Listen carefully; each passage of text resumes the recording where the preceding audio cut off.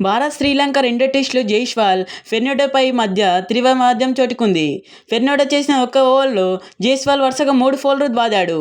అయితే ఆ తర్వాత ఫెర్నాండోని జైస్వాల్ను 46 పరుగుల వద్ద అవుట్ చేశాడు.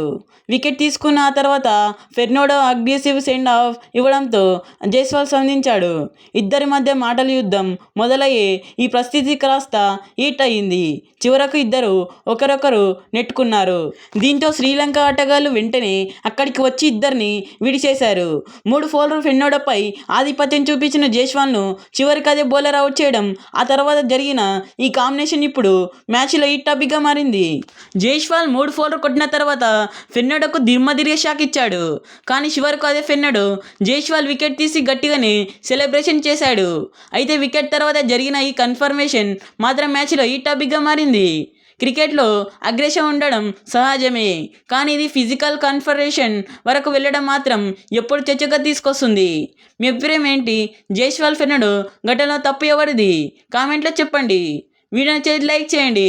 ఇలాంటి క్రికెట్ అప్డేట్స్ కోసం మన ఛానల్ని సబ్స్క్రైబ్ చేయడం మాత్రం మర్చిపోవద్దు.